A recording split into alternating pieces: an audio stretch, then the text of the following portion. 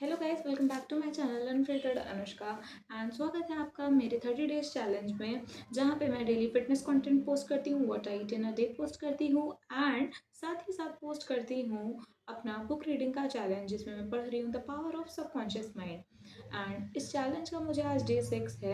And कल के challenge में मुझसे एक चीज़ स्किप हो गई थी, जो कि मैं डेली अपने चार्ट में कट करती हूँ। जो से भी डे का मैं चैलेंज कंप्लीट कर लेती हूँ। कल मैंने वीडियो तो बनाई लॉन्ग फॉर्मेट वाली, बट मैं इसको कट करना भूल गई थी। तो सबसे पहले स्टार्टिंग में ही मैं डे 5 का कट कर लेती हूँ, क्योंकि ये वाला चैलेंज मैंने कल ऑलरेडी परफॉर्म कर दिया था।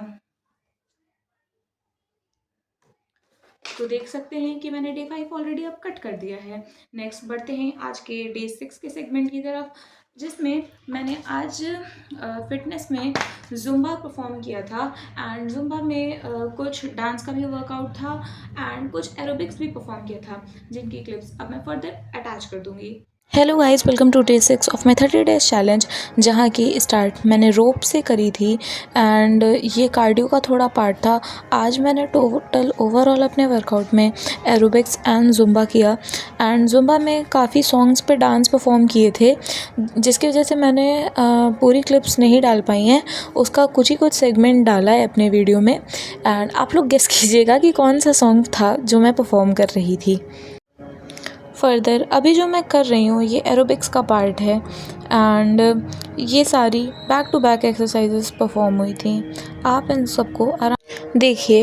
एंड अगर किसी को अपना वेट लॉस करना है तो वो ये सब एक्सरसाइजेस अपने घर पे भी कर सकता है, जिससे उसका वेट लूज़ हो जाएगा एंड थोड़ी सी बॉडी भी एक्टिव होने लग जाएगी कुछ समय में।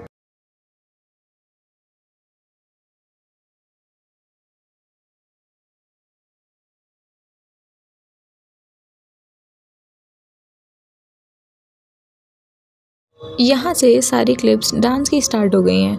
अब आप लोग गेस कीजिए कि ये कौन सा डांस था। एंड थोड़ी सी क्लिप्स कट भी हैं, क्योंकि बहुत सा लंबा सॉन्ग था, तो फिर पूरी क्लिप्स डालना पॉसिबल प्रैक्टिकली नहीं था।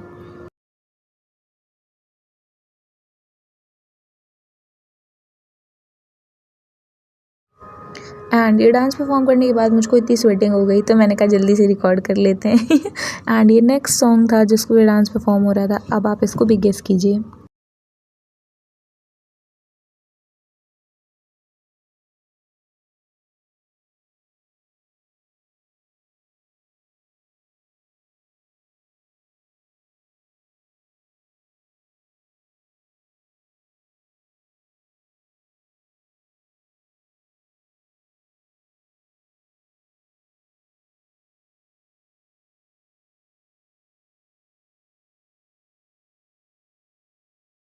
एंड अब ये नेक्स्ट सॉन्ग के बाद की मेरी हालत थी।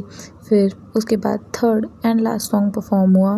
एंड ये सब वर्कआउट मेरा ओवरऑल 1 आवर्स का है, बट मैं पूरा वर्कआउट नहीं डाल रही हूँ। फिर जाते समय स्किपिंग करा एंड उसके बाद साइकिलिंग करके वर्कआउट एंड किया। Thank you for watching. तो कैसा लगा आपको मेरा वीडियो? एंड आप लोग गेस कीजिएगा कि कौन से सॉन्ग पे मैंने डांस परफॉर्म किया, क्योंकि वो म्यूट है, बट आप स्टेप से गेस कीजिएगा। एंड नेक्स्ट सेगमेंट की तरफ बढ़ते हैं, जो कि है what I eat in a day. And आज मेरे कॉलेज में इवेंट था, तो जो भी मैंने खाया सब मैं अपने कॉलेज के इवेंट में ही खाया था। एंड अपने कॉलेज में मैंने व्लॉग शूट किया है, जिसका भी व्लॉग बहुत जल्दी मेरे चैनल पे अपलोड हो जाएगा। एंड उसको भी खूब ढेर सारा प्यार दीजिएगा और सपोर्ट कीजिएगा bye liking and commenting on my video.